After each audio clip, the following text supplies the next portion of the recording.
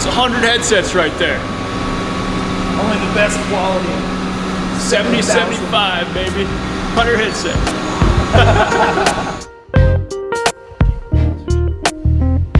So today we're in Fletcher, just about 20 minutes away from my house at Cane Creek. Cane Creek makes a bunch of different cycling components, but they've been making headsets for probably the past 30 years. I think they said they made the first one back in '92, and they made them in this building for a long time. They don't do all the production here anymore, but they still have machines for prototyping. And I'm working with them on making some custom offset headsets for my frames.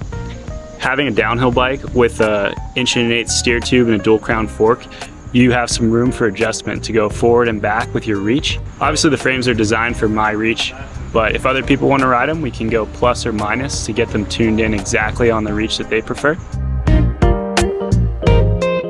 So even though they don't do all their production here anymore, they decided to do these for me right in-house, which is super cool. They're made locally. So Tim, their machinist, is running them all today.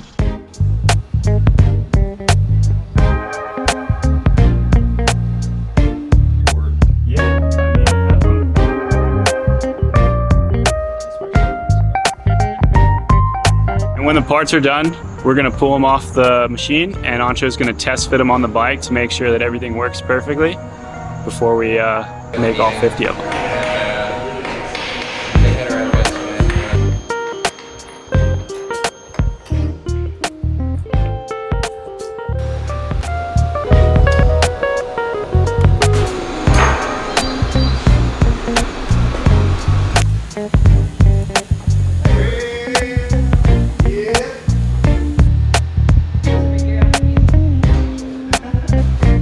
Okay, so we're back at Cane Creek today. We got the headsets all back from laser etching. They did pretty much the whole process here in-house, which is super cool. They designed them here.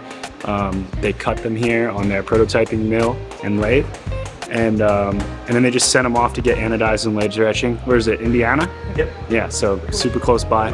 But yeah, we've got the headsets here that we're gonna use for our testing. Like I said, guys are different sizes that are gonna be testing them. And with these headsets, we can go plus or minus 10 mil, which gives us 20 mil of range. And we have a 5 mil cup as well, so we can go halfway between. And yeah, in here, we've got the different cups. So we have the straight cup, which is just a 0, so you can run the bike at 480. Then we have the plus 10 cup, which you can run at 490, 470. And on they got a cool Frameworks logo engraved in there. And this is the top one, so it'll have the logo. And then the bottom one doesn't have any engraving, except for on the inside where it's upside down, so you know it's top or bottom. We got the 5 mil cup as well, which is same idea, but 5 mil, and that one doesn't have, the bearing can still sit inside the head tube, so it's 0 stack, which is pretty nice, doesn't change that. When you go to 10, you have to add some stack for the bearing to sit above the head tube. But yeah, same idea, engraved on the inside and on the top of the top cup. And then we've also got the complete guts in here, which is just their Hellbender, their super durable bearing set, seals for riding in muddy conditions.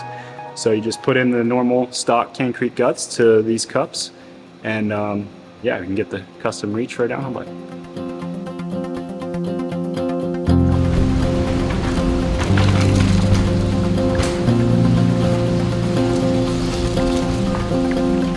So we just finished up a day working at Rock Creek.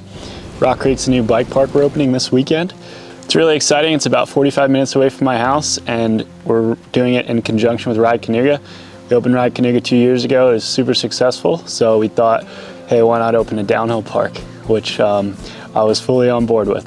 Been kind of in hunker down mode since the end of the season. We've been busting our ass trying to get it done.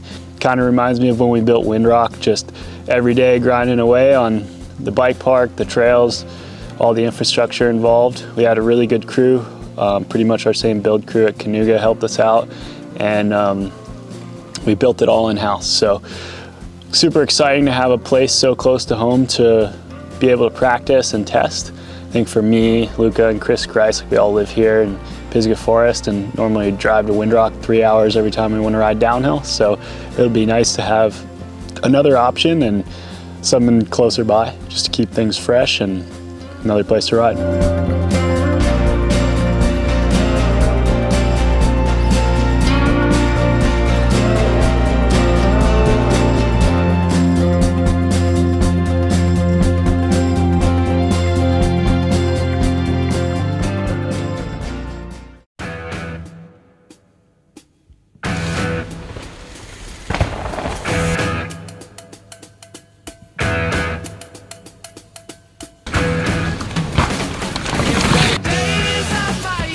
So I built a downhill track out there, something that I wanted for testing. I tried to replicate all the sections that I thought were challenging at World Cups, either to ride or to set your bike up for.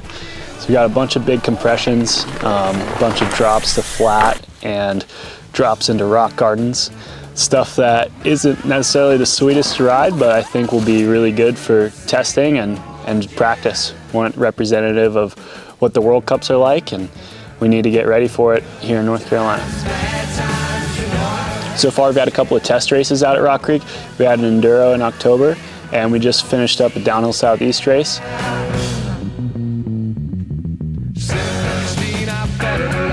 It was a really fun chance for me to break in my downhill track.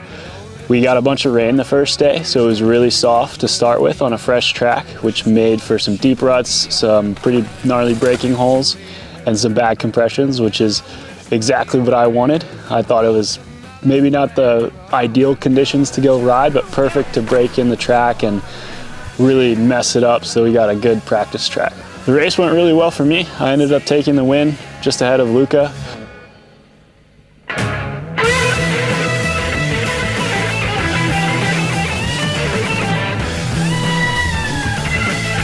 So now, in addition to just me riding the frames, I've got a bunch of local kids who are gonna be riding them and helping me durability test them throughout this winter. It really helps just to get more data points on the bikes. They can put their parts on them, see if everything fits. They can treat them like their own and see what issues they have. I think Southeast winters are pretty tough on bikes, so having more people on them and more people testing them out is going to help me figure out any issues that we might have long term. I think me riding them myself and my mechanic working on them all the time kind of isn't super realistic to what the bikes will be treated like in reality, so it'll be interesting to see what things we learn from getting more people on them. I think that's all I got from Logan's notes.